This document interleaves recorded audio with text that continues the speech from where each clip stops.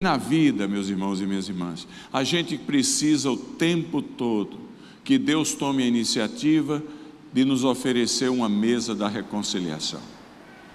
Porque nós nos desestabilizamos muito fácil. A vida é dura e nós somos duros. Depois de comerem, Jesus perguntou a Simão Pedro: Simão, filho de João, você me ama mais do que estes? Disse ele: sim, Senhor, tu sabes que eu te amo. Disse Jesus: cuida dos meus cordeiros. Novamente Jesus disse: Simão, filho de João, você me ama? Ele respondeu: sim, Senhor, tu sabes que eu te amo. Disse Jesus: pastorei as minhas ovelhas. E pela terceira vez ele lhe disse: Simão, filho de João, você me ama? Pedro ficou magoado por Jesus lhe ter perguntado pela terceira vez: você me ama? E lhe disse: Senhor, tu sabes todas as coisas e sabes que eu te amo. Disse-lhe Jesus: cuida das minhas ovelhas. Digo a verdade, quando você era mais jovem, vestia-se e ia para onde queria, mas quando for velho, estenderá as mãos e outra pessoa o vestirá e o levará para onde você não deseja ir. Jesus disse isso para indicar o tipo de morte com o qual Pedro iria glorificar a Deus. E então lhe disse: siga-me. Amém? Meus irmãos e irmãs, nós vivemos em um período de grande tensão. Há poucos minutos atrás eu estava falando com meus amigos na Itália. Nós estamos para ter uma reunião daqui a 2 semanas na Itália. Já investimos muito, a gente que vem de 50 países. O Michel está indo lá, o Pascoal era para ir, mas ele está lá nos Estados Unidos, não vai poder ir. Reunião importantíssima do Global Kingdom, onde estamos tratando sobre a revitalização de 1 milhão de igrejas.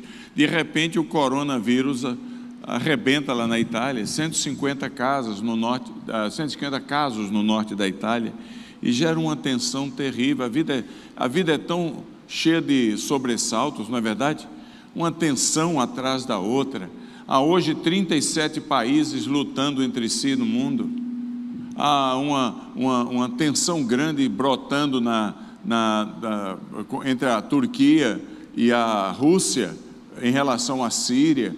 A gente vai lá na Ucrânia e chega até perto da zona de guerra, perto da fronteira com a Rússia, e vê a tensão, as famílias tensas. Nós vivemos um mundo muito complicado. Nós vivemos um mundo aí onde a nova tecnologia deixa os mais idosos em tensão o tempo todo. Você passou dos 50 e você perdeu o emprego hoje, você está liquidado na maioria das vezes. E não sobra muita coisa para você, porque a gente simplesmente não acompanha na rapidez que deveria o desenvolvimento tecnológico. Isso tem gerado muita tensão em muita gente. Eu moro nos Estados Unidos, uma das maiores causas de suicídio nos Estados Unidos hoje é exatamente entre pessoas acima de 50 anos que perdem emprego. Não estão qualificados para mais nada e acham que a vida acabou. Nós vivemos em um mundo de tensões. E aí nós temos as tensões dentro da gente, os votos que a gente faz e não cumpre, os pecados que a gente comete, aquilo que a nossa consciência, que deveria estar submissa à palavra de Deus, reconhece que traímos a confiança de nós mesmos, do Espírito Santo e do Pai. Vivemos em situações muito tensas. Essas tensões do nosso dia provocam fraturas imensas nas áreas que a psicologia atual chama de áreas de equilíbrio humano, aquelas que dão estabilidade a gente. São pelo menos 5: a área pessoal, a área familiar, a área relacional, a área profissional e a área de propósitos, proposicional. A gente fica tudo desajustado. Se você é igual a mim, isso acontece comigo e acontece com todo ser humano que tem um pouquinho de discernimento. É uma situação tremenda. O texto desta noite nos mostra uma pessoa vivendo essas crises. Na verdade, nos mostra 7 pessoas. Eram 7 futuros apóstolos que, depois de um deles ter traído Jesus, voltam à sua velha vida. Ali o destaque é Pedro, mas os filhos de Natanael estão lá.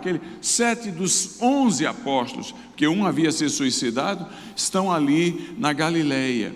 numa hermenêutica que eu chamo de hermenêutica ao reverso, ao contrário. Encontra ali esse texto um eco histórico do que acontece nos dias de hoje, das tensões que solapam a vida de cada um de nós. Não é à toa que a coisa que mais se vende no mundo ocidental hoje é melatonina. A gente não consegue mais dormir direito, sai do balanço. Eu tomo melatonina, vocês tomam também ou não? É uma maravilha, é uma coisa fenomenal, bateu e caiu, é próprio da nossa época.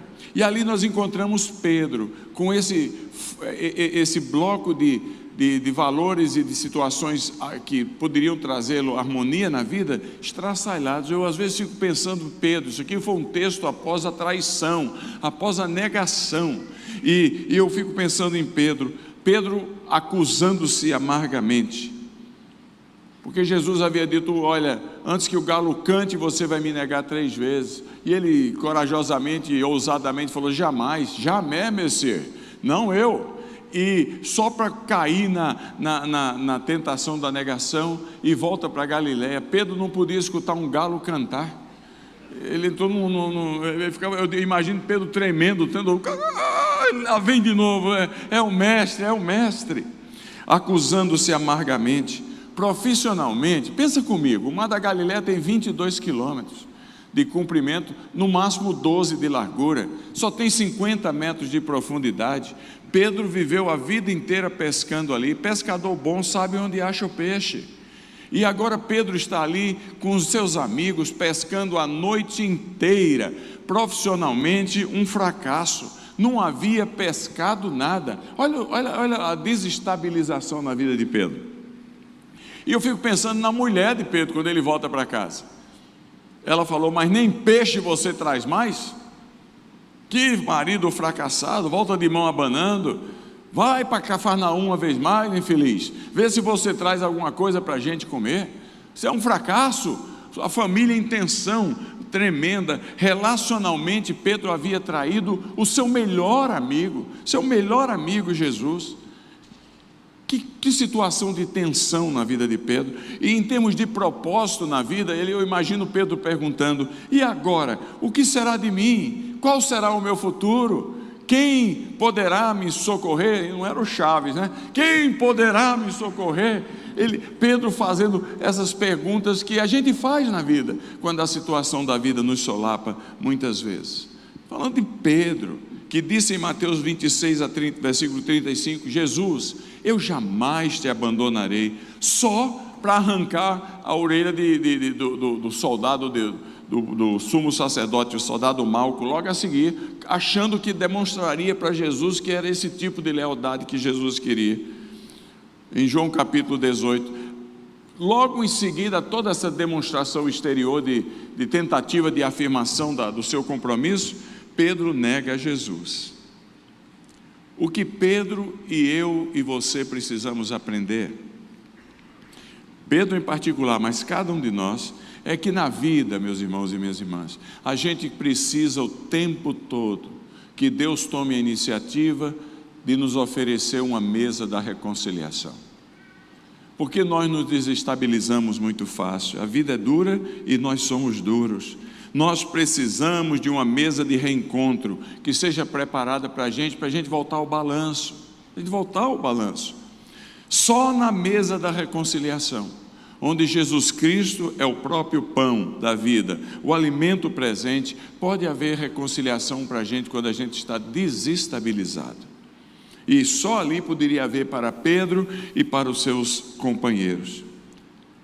Pedro, nesse texto aqui, havia desistido de tudo, estava nu, dentro do mar, a noite inteira pescando. O que Pedro não imaginava, jamais, é que ele podia ter desistido de tudo e de Cristo, mas Cristo nunca haveria de desistir de Pedro. Isso é uma realidade maravilhosa. Jesus nunca give up, nunca desiste de cada um de nós. Cristo toma a iniciativa nesse texto, Ele prepara a mesa, Ele prepara a comida, Ele se assenta na mesa e espera a chegada de Pedro. Quando Pedro e os outros chegam nesse texto, Jesus já está lá com a mesinha pronta, a mesa da reconciliação. Isso tudo, essa experiência, aconteceu na Galiléia dos gentios. Era tão estranha a Jerusalém, que o judeu de Jerusalém, que só pensava no rigor da lei, olhava para o judeu de Galiléia e dizia: nem judeu é, isso é Galiléia dos gentios, desprezado. Ali está Pedro de volta. E ali na Galiléia, Pedro aprendeu a verdade de que Deus é o Deus da reconciliação. Pedro aprendeu a verdade de que Deus é o Deus da segunda chance. Eu vou a Israel uma vez por ano, e lá eu sempre quero ir ali onde na beirinha da praia, na Galiléia, onde Pedro e Jesus se encontraram mais uma vez. Sabe por quê? Porque eu me vejo tanto como Pedro ali. Eu sou um Pedro, eu traio Jesus com os meus pecados, eu vivo a vida desestabilizada muitas vezes, como todos nós aqui. Eu preciso que Cristo prepare sempre a mesa da reconciliação, para botar minha vida em ordem uma vez mais. Ali na Galiléia, Pedro aprendeu pela segunda vez, e teria que aprender pela milésima vez, que Deus é o Deus da segunda chance. O que vocês acham disso?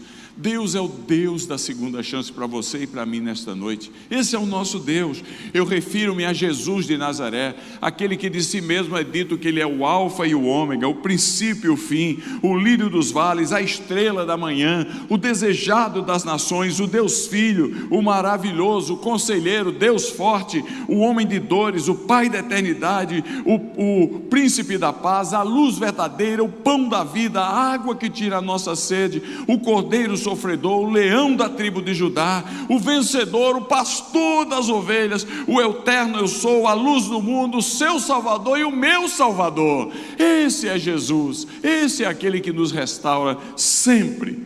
Agora, o que Pedro precisava aprender, e que eu preciso aprender nos momentos de instabilidade nas nossas vidas, é que quando a gente se senta na mesa da reconciliação com Jesus, a gente precisa entender que há uma necessidade de uma resposta de cada um de nós ao ato da iniciativa de Jesus de nos perdoar e nos abençoar com a possibilidade de um recomeço. Como é que a gente afirma tal coisa? É pelas perguntas que Jesus faz a Pedro nesse texto. Observe bem, Pedro precisava e eu preciso aprender como deve ser a nossa resposta quando a vida nos solapa, quando nós mesmos solapamos a nós mesmos, quando a vida está complicada e Jesus nos oferece a chance da reconciliação, do recomeço. Nós precisamos aprender uma verdade maravilhosa. Primeiro, a pergunta de Jesus a Pedro: Pedro, tu me amas? Indica que na perspectiva de Deus, para a gente viver uma vida equilibrada, para a gente viver uma vida saudável, para a gente viver uma vida emocionalmente, espiritualmente sadia, a paixão tem que vir antes de qualquer outra coisa. Jesus não perguntou a Pedro se ele estava pronto para trabalhar para ele. Jesus fez a pergunta mais importante possível naquela situação: Pedro, eu só quero saber se você me ama, Pedro. Porque a paixão vem antes de produção, vem antes de qualquer coisa. A gente amar a Jesus mesmo, tudo começa por aí, tudo muda. A paixão, lembra quando Jesus estava vindo no caminho de Emaús, e após a ressurreição, e Jesus começa a conversar com os discípulos, e aí em determinado momento, ele pede licença e sai, e os discípulos dizem: não lembra você, um fala para o outro, como aquecia-se o nosso coração quando ele falava? A paixão tem essa capacidade de aquecer o nosso coração. Eu lembro que quando eu comecei a namorar com a minha esposa, eu sou casado há 40 anos, eu viajava muito, parece que é parte da minha natureza. Nós tínhamos um time de basquete no Palavra da Vida, eu jogava basquete naquela época, e a gente saía jogando nas cidades, e tinha muito ministério de final de semana e coisa assim, e eu escrevia poesias para ela. Ela guarda até hoje. Sabe aquelas poesias que se eu ler hoje eu dou risada, porque parece tão feia. Como é que eu posso ter escrito uma coisa tão feia? Mas tem sentimento. Era a expressão da minha paixão por ela. Eu amo minha esposa profundamente, são 40 anos casados, 9 netos, 3 filhos, imagina, uma mulher, Amélia, mulher de verdade, viu? Ela é uma beleza. Mas eu escrevi aqueles textos, e quando a gente fez 25 anos de casado, ela me fez uma surpresa. Ela abriu a caixa onde ela guardava as minhas poesias de amor, de distância, por 25 anos. E aí eu fiquei pensando, por que é que eu escrevi aquelas poesias para ela? Porque eu não aguentava a distância. A coisa que eu mais queria era chegar com as poesias e entregar para ela, porque o que eu queria mesmo era estar face a face com ela. Porque quando a gente ama, o que a gente quer é estar junto da outra pessoa. Há na fé cristã um perigo muito grande, presta atenção, isso é muito importante. O perigo da gente ver Jesus como nosso companheiro e não como nosso amigo. A gente fala muito da palavra de Cristo, do povo de Cristo, da igreja de Cristo, da obra de Cristo, do serviço de Cristo. Tudo isso é necessário, mas isso, a gente fala que a gente é cooperador com Ele, mas apesar de que isto é indispensável na caminhada cristã, a coisa mais importante da vida cristã não é ser cooperador de Cristo, é ser amigo de Jesus. A coisa mais importante não é o ombro a ombro, é o face a face. É o face a face com Jesus. Temos que tomar um cuidado de não sermos apenas cooperadores com Cristo. Ele quer paixão na nossa vida, Ele quer que a gente esteja juntos. Há um homem que escreveu um tratado chamado Paixão Apostólica, e ele fala que se a gente... Ele pergunta, será que você tem o desejo de ver Cristo amado e entronizado entre as nações, ao ponto de que você está pronto até mesmo a morrer por Ele, para que isso venha acontecer?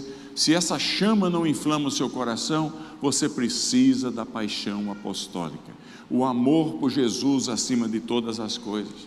Como é fácil a gente se envolver com os utensílios do templo e não com o Senhor do templo. Está entendendo o que estou querendo dizer?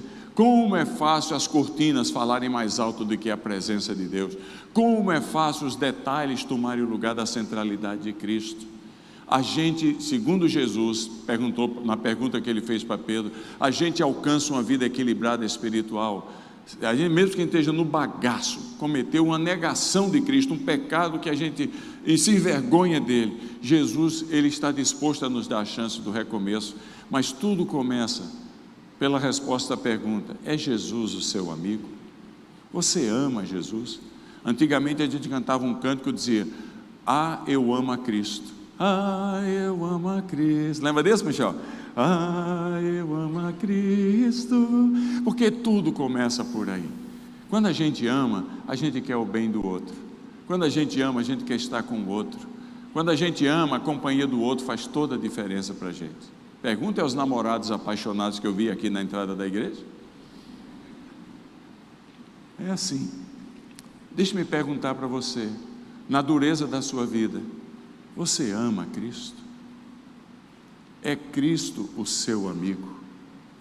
Maria, José, Antônio, Carlos, tu me amas? Que pergunta maravilhosa, que coisa fenomenal. Agora, a gente pensa que a coisa termina por aí, mas Jesus está querendo equilibrar a vida de Pedro uma vez mais. E aí ele tem que dar a segunda lição, porque Pedro era um homem ativo, ele queria era pegar na espada, queria produzir, mas ele estava em frangalhos. E aí Jesus diz assim: Pedro, quando você era jovem, você ia onde você queria, você fazia o que você queria, próprio da hospitalidade, mas vai chegar um momento, Pedro, preste atenção, que eles vão amarrar os seus pulsos e vão levar você aonde você não quer ir. Falava Jesus a respeito da maneira como Pedro haveria de morrer. Veja como isso é importante, porque na visão de Jesus, para a gente levar uma vida cristã vitoriosa, se o primeiro ingrediente é a paixão, o segundo é a devoção. Uma pessoa devota é alguém que está pronta a dar sua própria vida por aquele a quem ela ama. É aquela que diz: custe o que custar, na vida ou da morte eu caminho com o Senhor. Eu sou devota do Senhor, eu caminho. Se vão amarrar minhas mãos e os meus pés, se vão me matar ou vão me deixar de viver, torna-se absolutamente irrelevante. Eu estava em em Filadélfia, na Grécia, na Turquia, um ano passado, e visitei lá Pérgamo, aquela região das 7 igrejas do Apocalipse. Pérgamo em si, Filadélfia tem uma história lindíssima, que foi construída 135 a.C. por Atalo II, que era o filho do fundador da cidade de Pérgamo, que tentou, o Império Romano nunca conquistou a cidade de Pérgamo, um verdadeiro Asterix. Nunca o Império Romano conseguiu controlá-la, porque ela é em cima de uma montanha, não descobriu o segredo de como entrava. E o jeito que eles acharam que poderiam dominar Pérgamo era subornando Atalos, que era o segundo filho do imperador, do fundador de Pérgamo. Quando o irmão de Atalos, Eunumos I, começou a reinar, o Império Romano tentou comprar o Atalos de todas as maneiras. Ele falou: como é que eu posso trair o meu irmão? Não tem como. E como eles não conseguiram trair, e a notícia chegou ao ouvido do irmão, o irmão mandou construir Filadelfos, a cidade, que quer dizer amor fraterno, amor de irmão. Olha que bonito. O amor de irmão vai até o fim, custa o que custar. O amor fraterno, o amor a Jesus, leva a gente, ganhando ou não favores do Império Romano, se torna relativo. O que importa é que ele esteja satisfeito com o procedimento do meu amor para com ele. A devoção. Aí ali naquela cidade, pertinho daquelas 80 quilômetros de lá, naquela região, houve um bispo chamado Policarpo, que foi batizado por o apóstolo João, no final do 1º século, e se tornou bispo da cidade de Esmirna. 84 anos ele tinha, ali na região, pertinho de Filadélfia. Houve a segunda grande perseguição do Império Romano, e nesse caso foi contra bispos e presbíteros, ou pastores, e chegaram a Esmirna e falaram: vamos matar você. Puseram ele em cima de um monte de madeira na praça pública, na agora comercial da antiga cidade de Esmirna. Mas o centurião teve dó dele e falou assim: Policarpo, ancião, e a multidão da cidade lá: você é muito velho, basta você negar a Cristo, diga que você ama César mais do que você ama a Cristo, e eu poupo sua vida. E o velhinho, aos 84 anos, com restava de força nos seus pulmões e diafragma, gritou: por 84 anos Jesus tem sido meu melhor amigo. Como eu vou trair aquele que me ama tanto? Eu sou cristão. E as chamas consumiram Policarpo num amor fraternal que não mede consequências. A sequência, a paixão é a devoção, é o PD, paixão e devoção. Tomar a cruz só tem como consequência, só tem como sentido se for como uma consequência da nossa paixão por Cristo. Eu estava lá em Dubai e encontrei alugando um hotel para uma conferência, e comigo foi uma moça chamada Ahana, nos hotéis. O nome dela é muçulmano, o marido dela um curdo, advogado muito famoso lá. Jesus apareceu para Ahana, ela se converteu, ficou 3 dias sem falar para o marido, que era crente, que agora era uma crente, porque ela é deserta, uma pessoa. 3 dias depois o marido chega para ela e fala: Ahana, eu preciso falar com você. E ela pensou, ele notou, estou liquidada. E aí ele falou: o que é que você quer? Ela falou: Ahana, eu tenho que ser honesto com você, você fique comigo se você quiser. O marido falou para ela: mas 3 dias atrás Jesus apareceu para mim, eu agora sou um cristão. Ela falou: e aconteceu a mesma coisa comigo. E aí a Hannah estava indo de hotel em hotel ali comigo em Dubai, para encontrar um local que nos ajudasse a ter a conferência que íamos ter lá. E eu falei para ela: Hannah, você não tem medo de apresentar sua carteirinha, que diz lá muçulmana, porque não pode mudar, e apresentasse lá com a carteira com o nome muçulmano, uma carteira dizendo que você é muçulmana e apresentando-se como uma cristã? Você não tem medo, Hannah? Ela falou: vocês do Ocidente, vocês não entendem nada. Quando a gente conhece a Cristo mesmo, quando a gente é descoberto pelo amor dele, quando a gente descobre como ele nos ama, viver ou morrer vai perder o sentido para a gente. E o viver é Cristo. Ela falou: a gente é como um passarinho que estava dentro de uma gaiola, Quando a gaiola foi aberta, a gente estava preso lá, a gente sai voando, a gente está livre, tudo mais se torna relativo. Devoção a Cristo, devoção. Os apóstolos, inclusive esses 7 que estavam lá, todos eles morreram, mortos por causa da devoção a Cristo. Estevão foi morto por apedrejamento, o Tiago que estava lá foi decapitado, o Filipe foi morto por apedrejamento na Frígia, hoje Turquia. Tiago, filho de Alfeu, de acordo com os escritos antigos, foi martirizado aos 99 anos, apedrejado e golpeado na cabeça. Barnabé foi torturado, arrastado com uma corda ao seu pescoço e queimado vivo. Marcos teve a cabeça cortada lá no Egito aos 70 anos de idade. Simão Pedro, do texto, foi morto de cabeça para baixo, crucificado em Roma por Nero. Paulo foi decapitado em Roma, também debaixo da perseguição de Nero. André foi morto, crucificado numa cruz em forma de X. Tomé morreu na Índia, torrado na região de Chennai. Ainda tem um monumento à sua morte no ano 70 da era cristã. Simão o Zelote foi crucificado. Homens de qual o mundo não é digno, porque eles acharam e comprometeram-se e entenderam que amar a Cristo tem como consequência ser devoto de Jesus. Devoto, custe o que custar, eu caminho com Jesus. Olhe, houve uma mulher velhinha, senhora viúva, em Surrey, na Grande Londres, na Inglaterra. 100 anos atrás ela tinha 3 filhos.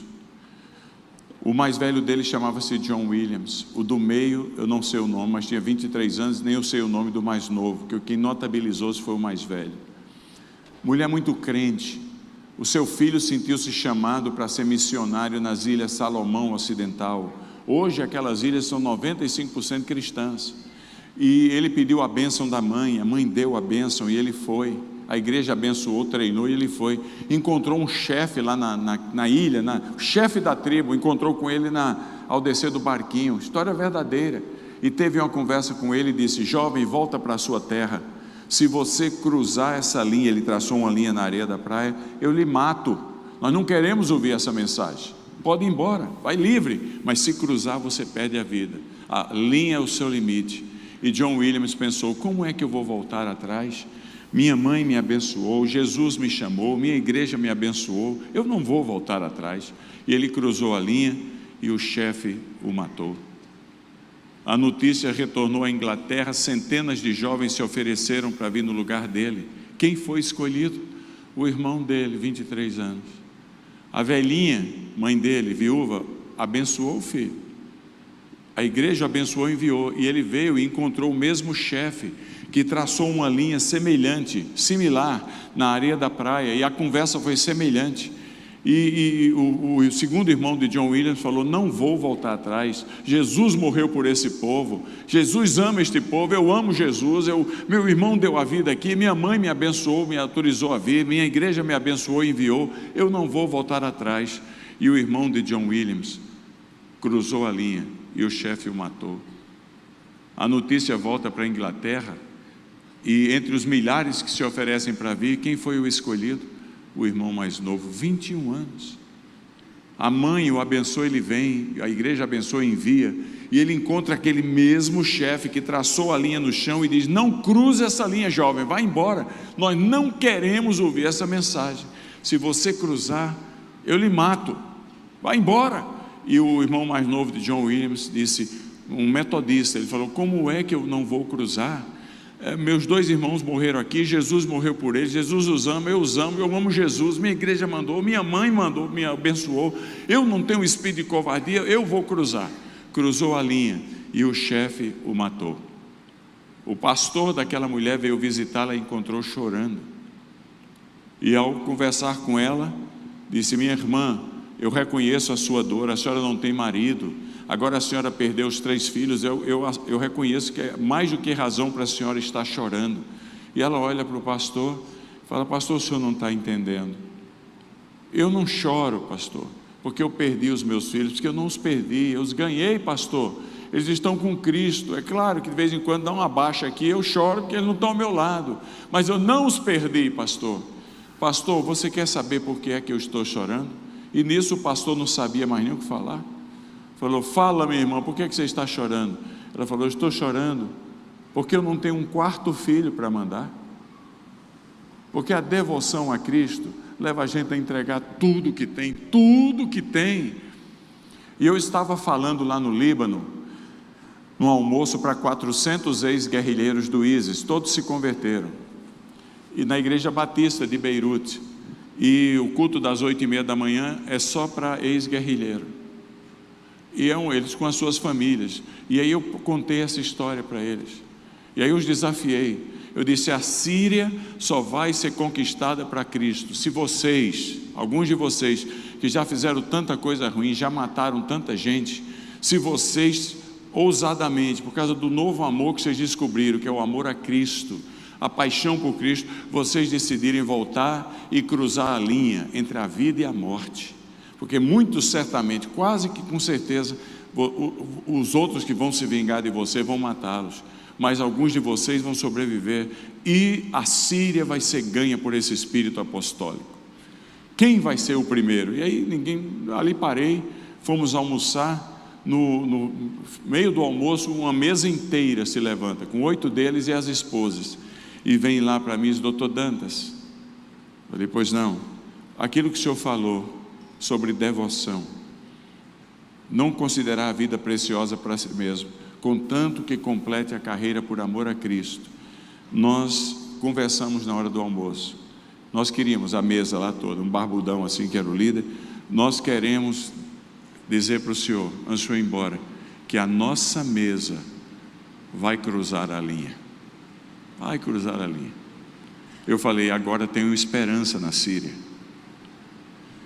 tenho esperança na Síria, porque o segundo nível da transformação da nossa vida, da restauração da nossa vida, é o nível da devoção.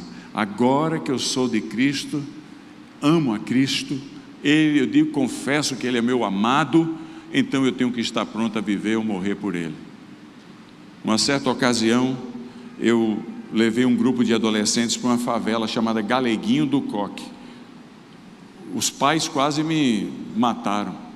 E o Coque era a região ali, a coisa mais tranquila que tinha era a cocaína. E tinha uma pontezinha para entrar nela de madeira, e eu jovem e cheio de adolescentes seminaristas. E lá vamos lá e usamos uma coberta que tinha, onde o dono da favela, o chefão da favela, vinha vender as drogas e pegar dinheiro. E estávamos lá, não é que chega o filho do dono da favela, armado, todo mundo armado. Eu disse, estamos liquidados, coisa está feia. E ele ficou lá atrás, e sabe qual era o tema do meu sermão? O inferno. E eu disse, olha, já que hoje é o último dia, eu vou botar para quebrar. Mas olha, eu botei para quebrar ali, viu? E eu estava pregando, lago queado com fogo e enxofre, precipício, foi Lucas, né? Aquele negócio, os que estão de lá não vêm para cá, e um abismo. Quando eu falei um abismo, o Marco, o nome do filho do dono, sugestivamente era Marcos Coca. Ele gritou de lá, para, eu tenho que confessar que eu nunca passei tanto medo na minha vida. Eu gelei da ponta do dedão, do pé ao couro cabeludo, gelei, isso acabou comigo. Que ele estava com a equipe lá, eu falei, para, eu falei, o que é que houve? Ele falou, para o que você está falando, mas por quê? Porque eu estou me vendo caindo nesse abismo, tem jeito para eu sair desse abismo? Eu falei, agora é comigo, e mandei ver, preguei, fez apelo. O Marcos Coca veio à frente, Marcos Coca se converteu. No dia seguinte ele vem me visitar, aí eu disse, pois não Marcos? Ele falou, Marcos não, Marcos Coca. Eu falei, mas você vai continuar sendo chamado de Marcos Coca? Ele falou, vou continuar como um testemunho do que eu era e Jesus me libertou. Eu falei, Marcos, e aí, quando os amigos chegarem ao redor da tua casa e começarem aqueles assovios, que é assim que eles chamam droga lá, aquelas coisas todas, o que é que você vai dizer, Marcos? Ele falou, será que você vai aguentar firme a tentação? Ele falou, Elias, nem que eu tenha que amarrar num poste, eu não abro mais mão de Jesus. Eu sou um devoto dele. Nem que eu, olha, já faz 45 anos, Marcos Coca ainda hoje é Marcos Coca. E Marcos Coca ainda hoje é um diácono na Igreja Batista. Firme, nem que eu me amarre num poste, eu não largo mais desse Jesus. É devoção. Você quer a sua vida restaurada? Você ama Cristo? Você está pronto a tornar Jesus contente com você? Isso vem através da sua devoção. Agora, o texto não termina ali, vamos terminar com ele, com a terceira parte. Depois de conversar sobre amor, paixão e sobre devoção, Jesus diz: Pedro, tu me amas? Pedro: Senhor, tu sabes todas as coisas. O que é que Jesus diz para Pedro? Apacenta as minhas ovelhas. A ordem divina é paixão, devoção e produção. Você tem que produzir alguma coisa, tem que agir. Jesus disse que a gente tem que produzir obras, frutos, e os frutos têm que permanecer.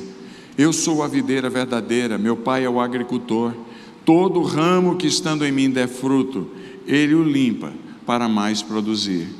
Hoje pela manhã eu contei o caso da menina no galinheiro. Quantos estavam aqui pela manhã?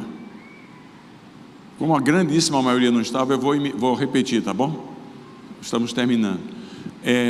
Lá na Vale de Beca, eu fui lá fazer uma visita à Igreja Batista da Videira Verdadeira, do pastor Girard. Vê se tem lógica, o nome do pastor é Guerra Santa, pastor Girard. E eu fui lá visitar a igreja, e o pastor, a igreja que tinha 300 crentes quando a guerra começou, agora tem 5.000, e lá estava, ele me apresentou algumas famílias, e me apresentou essa família em particular, que tem 3 meninas. A menina de 17 anos, eu nunca vi ninguém tão entusiasmado por Cristo na minha vida. E ela falou: Elias, doutor Dantas, você quer conhecer meu campo missionário? Falei: quero. Pensei que era uma coisa simples. Ela me pôs num carro, me fez andar uns 5 quilômetros por aquela Vale de Beca. O motorista, eu vim saber na viagem, ela tinha levado a Cristo. Quando chegou lá no lugar, era feito com um compensado, um ex-galinheiro que o cara tinha, nem limpou, aquele estava cheio de pulga. Ele transformou o galinheiro em 50 cubículos, com um banheiro para 50 famílias, e ganhava $300 de cada família daquela, imagina, por mês. Um ladrão, explorador. As famílias não tinham onde ir, ficavam lá. 50 famílias, não pode trabalhar, não tem trabalho, não pode trabalhar, não pode ir para a escola, anos parados ali. E ela era de lá, ela morava lá com sua família. E ela chega, encosta o carro e desce já cantando a plenos pulmões um louvor a Jesus. Agora, se um dia você for lá, você vai ver que está cercado por outros grupos. Ali tem muito muçulmano radical. Quando ela começou a cantar louvores a Jesus descendo do carro, eu pensei que a minha vida ia acabar num instante, porque o pessoal reage. Mas ela não quis nem saber, mandou ver. E nisso abre a porta das casas lá, dos cubículos, começa a sair criança para todo lado. Logo saem as mães, logo saem os homens, os pais, todos cantando a mesma música. Todos ex-muçulmanos, cerca de 220 pessoas, que uma menina que amou Jesus profundamente, que não teve medo, ela estava disposta a viver ou morrer por Jesus, levou a Cristo. Ela transformou um galinheiro num tabernáculo. Importa que a gente produza e que o nosso fruto permaneça. Quando Jesus é a nossa paixão e nós respondemos a Ele em amor e em devoção, a gente respira Jesus de manhã, de tarde, de noite. A gente faz obras maiores, mais bondade, mais amor, mais gentileza, mais evangelismo, mais discípulos, mais. Porque Cristo é formado em nós. Nós amamos a Cristo e nós vivemos e morremos para que Ele se alegre conosco. Que Jesus possa nos abençoar e nos momentos de grande desestabilização na nossa vida, a gente possa ouvir uma vez mais: Maria, Ana, Jaqueline, Antônio, Pedro, Elias, tu me amas? Mesmo que isso represente prejuízo na vida. Tu me amas, Senhor, tu sabes que eu te amo, então apacenta as minhas ovelhas. Que Deus nos abençoe. Amém. Pois coloca de pé.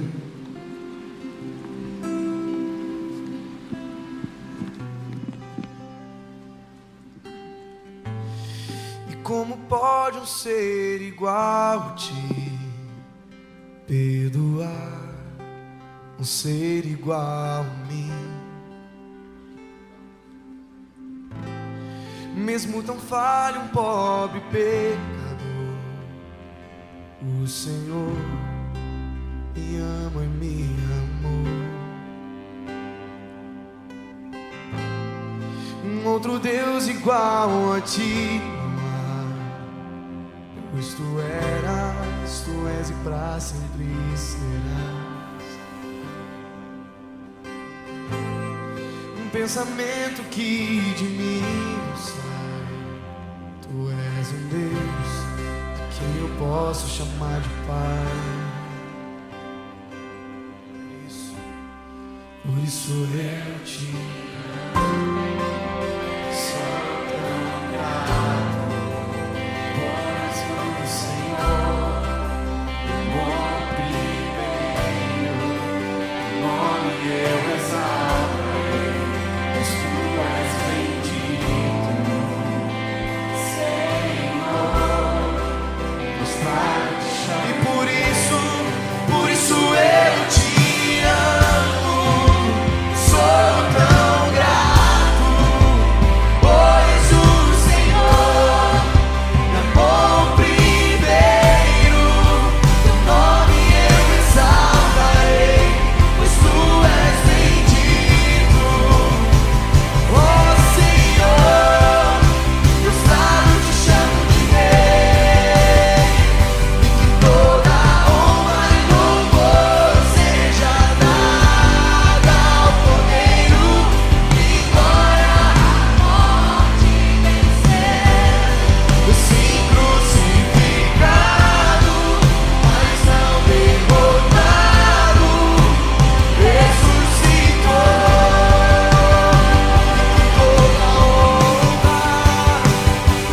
Toda honra e louvor seja dada ao Cordeiro, que glória a morte venceu. Sim, crucificado, mas não derrotado, ressuscitou.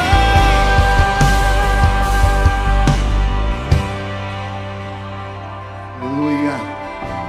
Uma palavra como essa exige respostas de nós. Eu posso ouvir Jesus dizendo aqui hoje: filho, tu me amas. Filha, tu me amas. É tão fácil dizer eu te amo, mas como é difícil cruzar a linha todo dia. Nós vivemos um tempo onde ministério virou plano de carreira. Tem gente querendo ocupar lugares, tem gente querendo fazer grandes realizações, grandes coisas, mas o Evangelho não tem a ver com aquilo que conquistamos, mas com aquilo que entregamos. A grandeza de Jesus foi manifesta nos milagres, nos sinais, nos prodígios, mas acima de tudo na cruz do Calvário. Queremos as grandes obras, queremos os sinais, queremos os milagres, mas quanto estamos dispostos a entregar? Não cruzamos a linha. Quando começa a ficar pesado, nós corremos. Quando a célula sobrecarrega, quando o ministério pesa, a gente já dá um passo para trás. Ah, como é difícil. Ah, como é complicado. Deus está nos chamando a cruzar a linha hoje.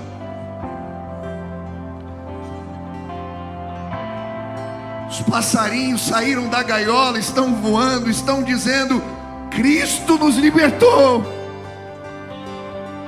Mas para que essa mensagem seja uma mensagem de transformação nesta terra, precisamos estar dispostos a morrer, a entregar tudo. Tudo. Entregar os filhos para a obra missionária. Entregar o melhor dos teus dias, jovem. O melhor do teu vigor. Entregar a melhor hora, o melhor dos teus recursos. Entregar. Foi isso que ouvimos hoje, eu creio. Avivamento vem sim, despertamento acontece quando cruzamos a linha.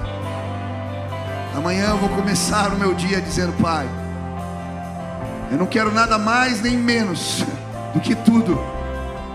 Me ajuda a entregar tudo hoje.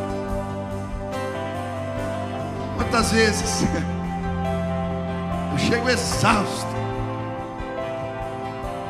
mas no outro dia pela manhã as misericórdias do Senhor me renovam.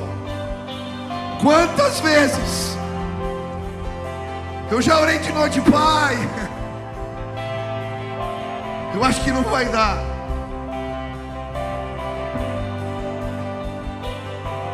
Mas existe algo, a força do poder de Deus. É por isso que o apóstolo Paulo vai dizer: aprendi a viver contente em toda e qualquer circunstância. Já passei por fome, fartura, abundância ou escassez. Posso todas as coisas naquele que me fortalece. Ele não está falando de conquistas, ele está falando de entregas. Eu já passei por prisões, eu já passei por calvários, eu já passei por naufrágios, eu já enfrentei hostes demoníacas, eu já enfrentei o inferno. Eu posso todas as coisas naquele que me fortalece. É esta igreja que se levanta nos nossos dias para vencer. Uma igreja que não tem medo porque entregou tudo. Não temos nada a perder. Esta é uma igreja perigosa. Esta é uma igreja perigosa. Hoje Deus está dizendo: esta é a rota, a via dolorosa, o caminho da cruz. Se levantem, cruzem a linha. Nós vamos ver as flores nascendo de novo. Nós vamos ver a terra se rendendo. Você está disposto a cruzar a linha? Você realmente ama? Se hoje Jesus falou contigo, você quer dizer: Senhor, me ajuda amanhã a cruzar essa linha. Me ajuda, Pai, a entregar tudo. Eu quero te honrar com a minha paixão, com a minha devoção e com as minhas entregas. Se o Senhor falou contigo, levante as suas mãos bem alto, as duas, em sinal de rendição. Em sinal de rendição total, levante as duas mãos. Feche os teus olhos agora e comece a orar e a dizer: Pai, o que tem eu te entrego. E o que Ele for mostrando para você agora, enquanto nós cantamos mais uma vez, comece a declarar: Pai, tudo é teu, tudo é teu, tudo é teu. Me ajuda a cruzar a linha mais uma vez. Me ajuda a honrar o teu nome. Me ajuda, Pai, eu quero, como eu quero. Pai querido, estamos com as nossas mãos erguidas. Oh Pai, queremos dizer que te amamos sim, Pai, mas que não sejam palavras vazias. Por isso, em sinal de rendição, estamos com os braços erguidos para dizer: as nossas casas pertencem ao Senhor, os nossos recursos, a nossa vida. Queremos cruzar a linha mais uma vez. Queremos sim, Pai. Queremos entregar tudo, tudo, tudo. Ah, Pai, que o teu nome seja glorificado em nós e através de nós. Manifesta a tua glória hoje neste lugar. Recebe aquilo que te entregamos. Recebe o nosso louvor sincero. Nos fortalece a cada dia, a cada manhã, para que possamos nos colocar no lugar, no lugar da entrega total, da adoração verdadeira neste lugar. onde nos colocamos diante do Senhor. Faz assim, Pai. Esta é nossa oração sincera, em nome de Jesus. Amém, amém.